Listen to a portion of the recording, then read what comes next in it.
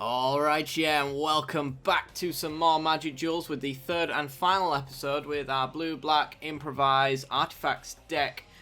So, before we get into the matches, I did make a new update video that shows you how to submit your decks to the Magic Duels Wikia, so if you want to go check that out, then you can enter the tournament in no time at all. Alright guys, without further ado, I will see you in the games. See you there. Okay, so we've got a 2-land hand, and it's a little bit expensive, but we can get to the Espezoa on turn 3, it's just that we won't have an artifact. I think we can do better than that. And this one's alright, actually. It depends on what our opponent's playing, to be honest. But an implement to suit up or discard our opponent's hand seems pretty good. And Fatal Pushes with a revolt trigger from the implement as well to get rid of these big threats later down the line. It seems pretty good to me. Our opponent is on black, maybe blue-black zombies then, with Crypt Breaker entering the field. It's a safe assumption, I'd say. Okay. And our opponent passes. So, it's probably a good idea to get rid of this guy. He does a lot of work for our opponent. Not immediately, but he will be discarding prized amalgams and things like that into his graveyard, which he can get back later for a lot of value, so maybe we want to fatal push it. I think we're just going to be efficient with our mana first, though, and drop an implement. Let him get one trigger off, I suppose, and then we'll get rid of it. We might even find that we have a better option for the fatal push. But right now, not too interested in taking down that one drop. So, opponent untaps. Do they have their blue mana? Not right now. And he goes to discard. Ooh.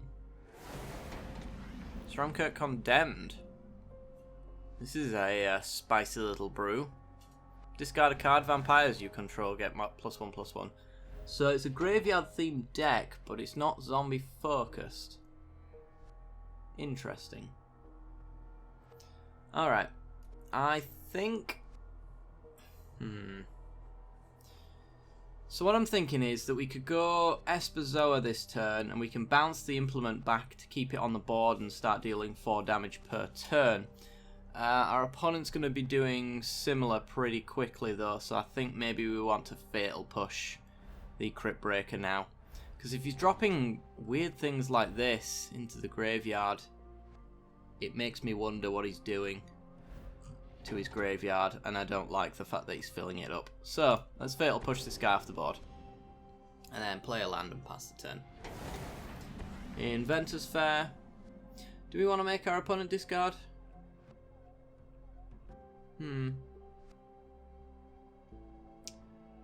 We get to draw, but we're tapped out. Yeah, screw it. Actually, no, because we might want to leave fatal push up.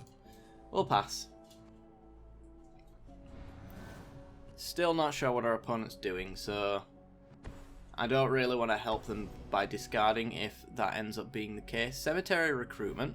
Return target creature card from your graveyard to your hand. If it's a zombie, you draw a card. So they get their Crypt Breaker and they draw a card from it. And Crypt Breaker comes back. Is it that important to you? I think it's that important to you. Let's get rid of it.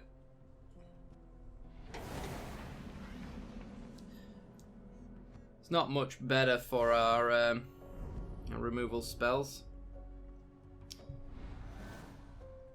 See, now Espezoa is our only good option.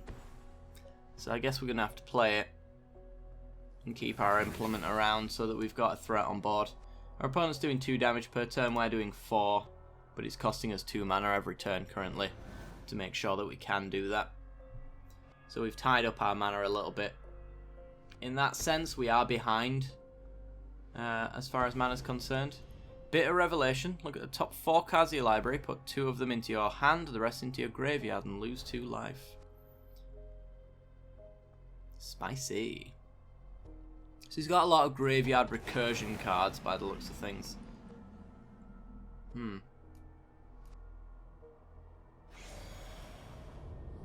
I'm loving the spice on this.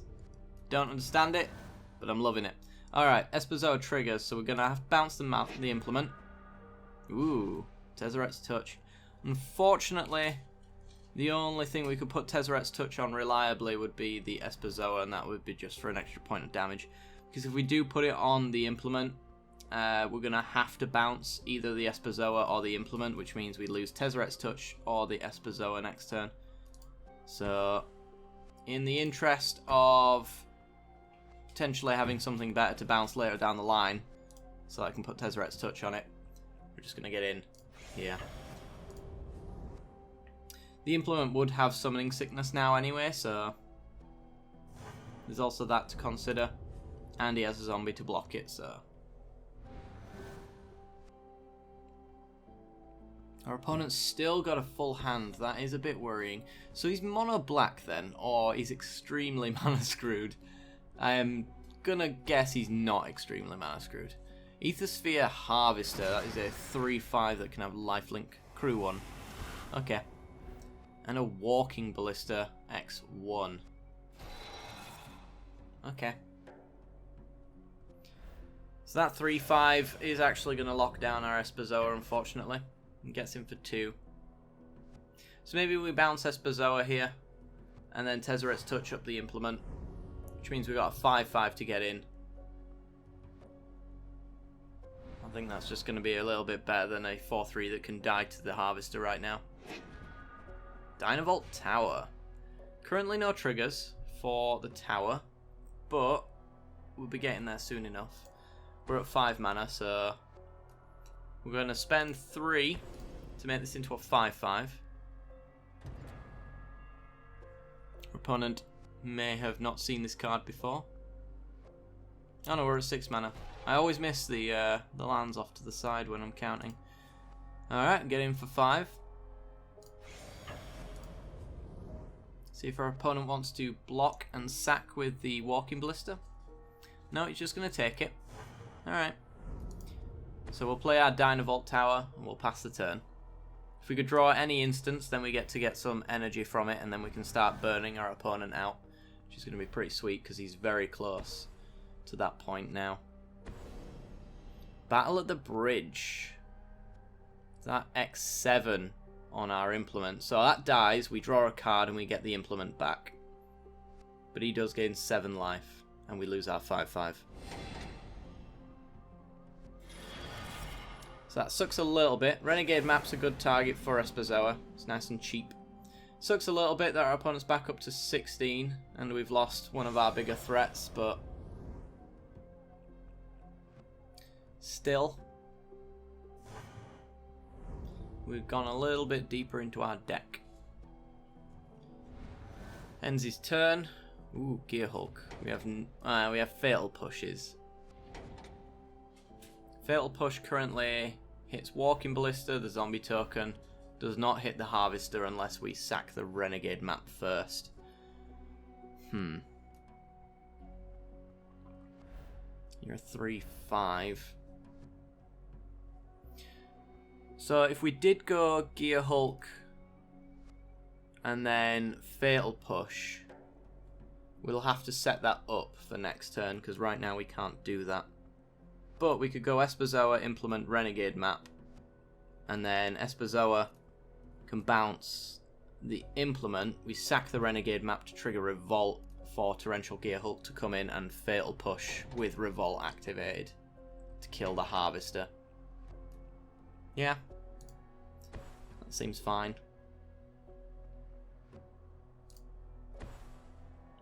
Because we need the Renegade Map untapped and ready to sack in order to trigger Revolt. Unless we want to do it with the implement, but I'm not sure about that. Either way, we got that sorted. Then again, if we sack the implement instead... No, can't do that. Sorcery speed. Dark Salvation. Making 2 zombies and then giving that -3, -3. Yeah.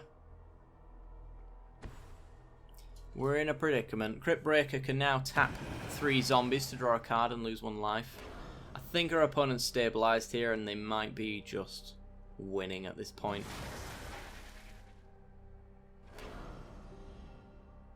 So it pays an energy to give it lifelink, so he's going back up to 19. We've pretty much lost all steam right now. We do have a Gear Hulk, but he has enough blockers on the ground to super block it. So we're going to need a lot of instants and sorceries and try get Dynavolt Tower online. So taps, draws a card, loses a life. But I think this is just game over now. Inventor's Fair does trigger. Ooh. Ooh. Oh, that's convenient.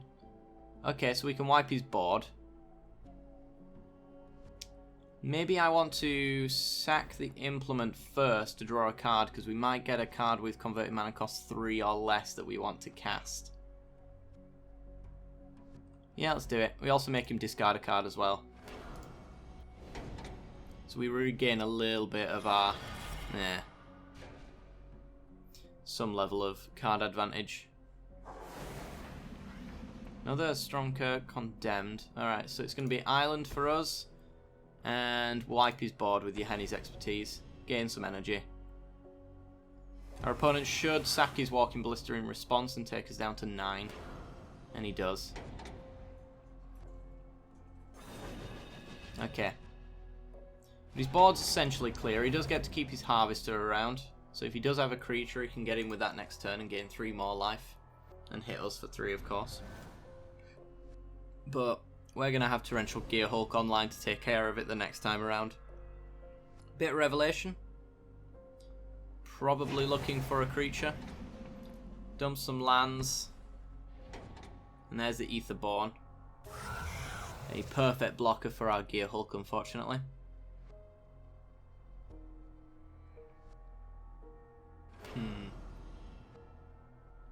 And crewing up with his Harvester.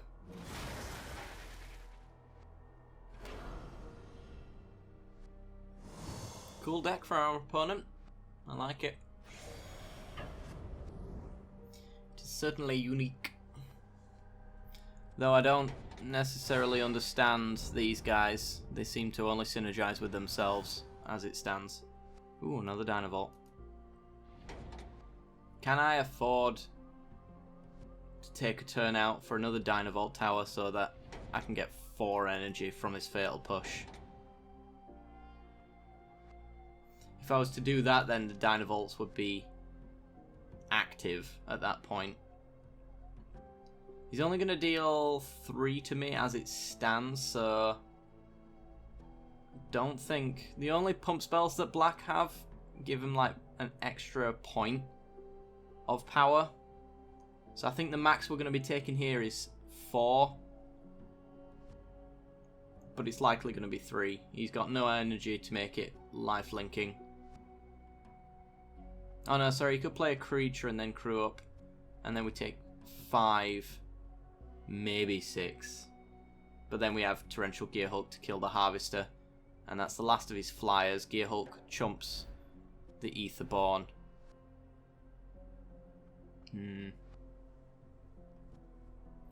But then we're kind of stuck on needing a creature or we die. So I think we don't really have time to drop this tower. It's just going to have to be Gear Hulk here. So pass the turn.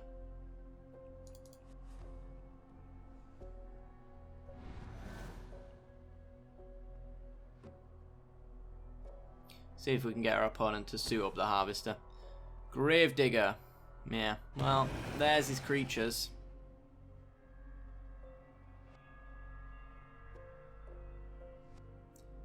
Getting back the Vengeful Rebel.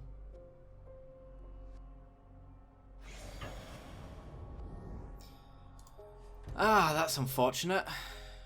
He's not suiting up his Harvester. And you can do that next turn. I'm just going to take this too, I think. That's annoying. No, I wish I had have gone with the Dynavolt Tower.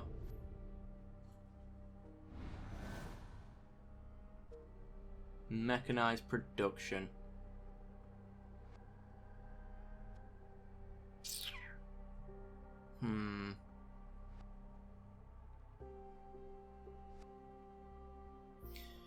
Yep, we've got to pass, unfortunately. Dead on board otherwise.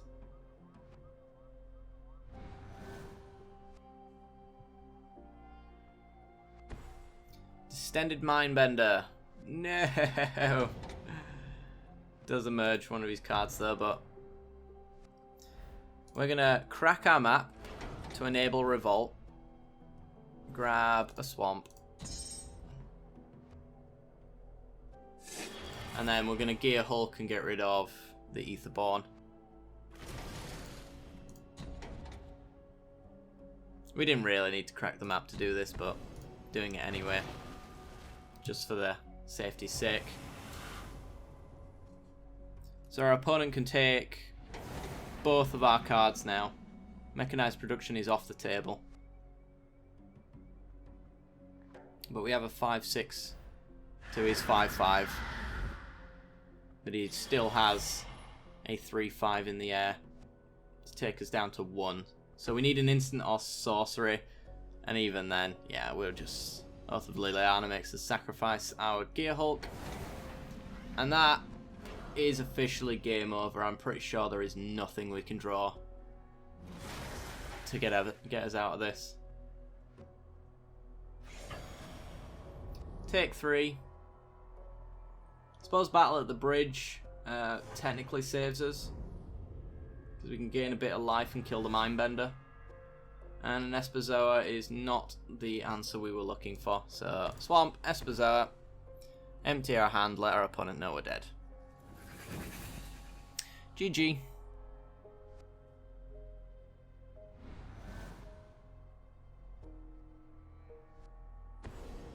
And there's Murder. Yup. Even with that extra Dynavolt tower, we're only dealing 3 damage with it. So it's not enough to kill either of these creatures. I still think we were going to die there. And he kind of forced us to play out our Gear Hulk. So we couldn't have saved the Gear Hulk flash for the Harvester there either because of the Mindbender. But there you go.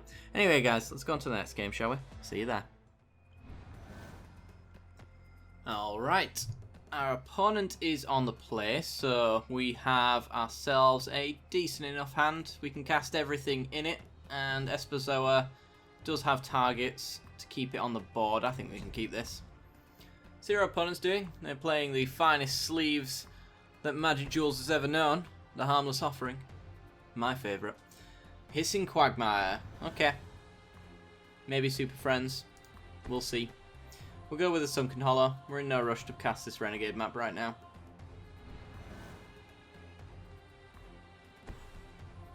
Evolving Wilds. Cracks it. For another green. Okay. Green, black. Counters. Revolt, maybe. Not sure. Let's go Island and Implement. And pass the turn.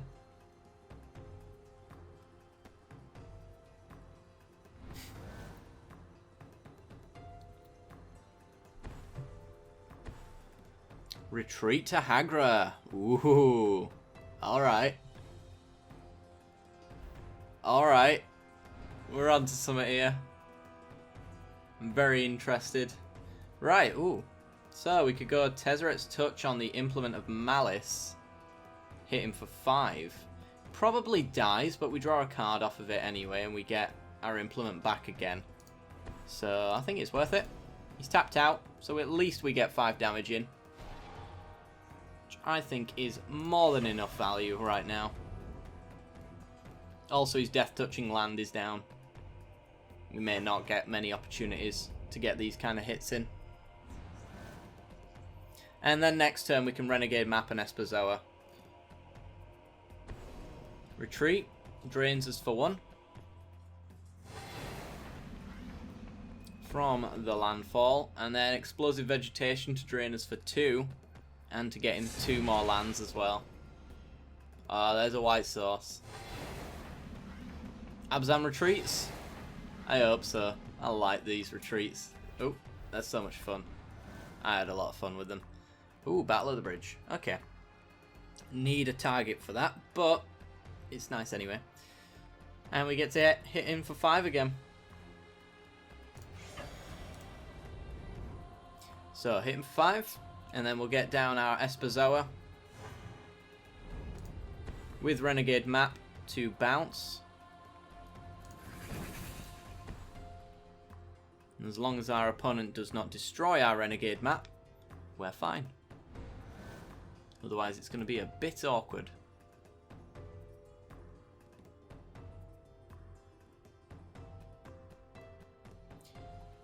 So, there's retreats to Emeria to make core ally tokens. I expect to see that soon enough. Then there's also Evolving Wilds, drains for 1, cracks the Evolving Wilds and drains for 1 again. More Evolving Wilds. He is ramping really well. I will give him that. There's retreat to Kazandu as well, which is going to gain him more life if he ever finds that one as well. But that is a lot of drain. Our opponent might just be able to keep up with our aggression enough to drain us out here. And if he doesn't play creatures, we can't gain life. So, Espazoa triggers, so we have to bounce our Renegade Map. We find a Bone Saw, so no longer have to pay to keep Espazoa on the board if we don't want to. Ah, mistake. Should have cast a Bone Saw pre-combat there for an extra point. But it maybe doesn't matter. Bone Saw. And then we can play a Renegade Map and hold up Murder. Cool. Pass the turn.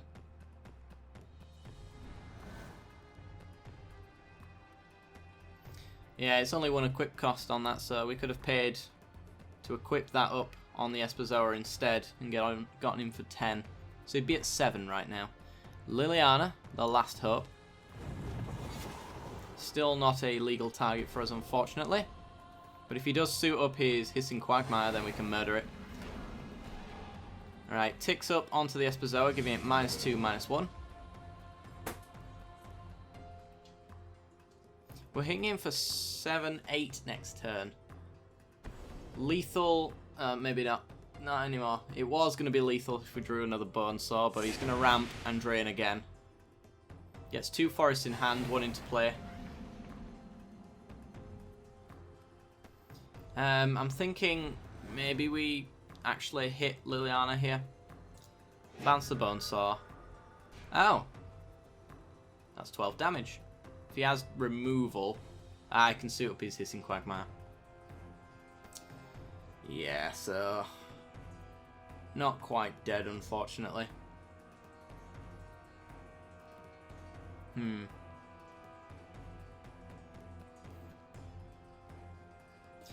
So, we can hit him for 7 right now, 8 if we Bone Saw. We've got Murder to destroy his Quagmire, which I think he's probably going to suit up and try block our Implement. So we need an answer for that. So, Bone Saw down, that's a given. Unfortunately, this is sorcery speed, so we can't react to his Quagmire with it. So, still can't gain any life off that. And if we're murdering, then we can't Tezzeret's Touch. So let's go to combat. Oh. He lets us go. He's probably going to suit up in response so he can block, though. And I've done it again. I've forgotten the Bone Saw. I apologise, guys. My bad. Murder the Quagmire. Get in for 7. Take our opponent down to 3. He's going to need a pretty decent answer and instant speed as well, because we're going to be suiting up the Renegade Map with Tezzeret's Touch next turn. And in fact, let's just stick that on there as well. It's that extra little bit of damage. Just in case.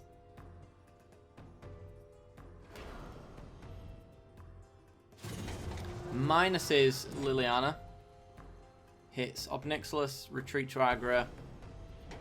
Evolving Wilds drains for 1. cracks it to drain for another. If he's even got any basics left. He probably does.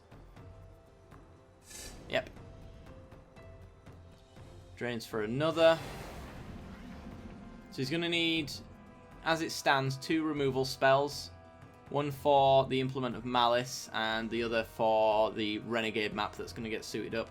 Either one of them is currently lethal. Ah, sorry. Well, that'll do it.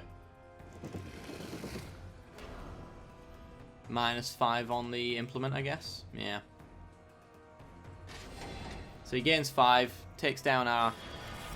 Ooh, Gear Hulk. If only that had a good target. And passes the turn. Right. So we can take out Sorin. We can take out Liliana here. We'll bounce the Bonesaw. We get an Inventor's Fair. Right, let's do it properly this time. Because I've failed this every single time. Bonesaw is coming down. That's a given.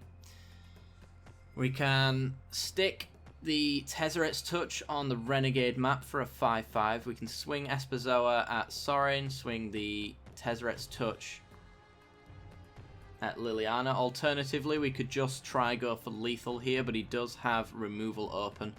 That being said, he hasn't used any. And I can't remember if he played the forests that he grabbed either, so those 2 could be forests for all I know.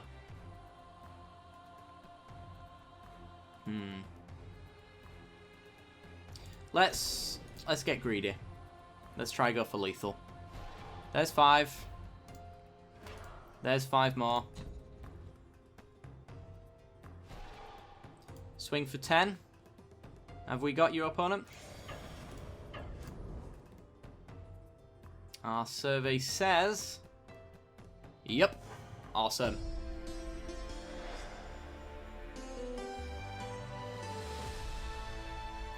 Sweet. I think we were going to be in a lot of trouble if our opponent had a removal spell for one of our creatures there. Anyway, guys, that's going to do it for today's episode. So if you did enjoy the content, then be sure to leave a like. It helps me out a great deal. Lets me know you're enjoying this series. As always, be sure to subscribe for some more Magic Duels content. And don't forget to check out the subscriber tournament. There's lots of details down now in the channel as well. The most recent video will show you how to upload your deck and enter the tournament officially. Deadline for that is April 6th. So you've got some time. You've got about 2 days to make and submit your deck if you haven't already. Don't forget to hit the little bell icon as well next to the subscription button. It'll notify you when I release new videos, including updates as to the tournament. Alright guys, hope you enjoyed, and I will see you next time. Bye bye.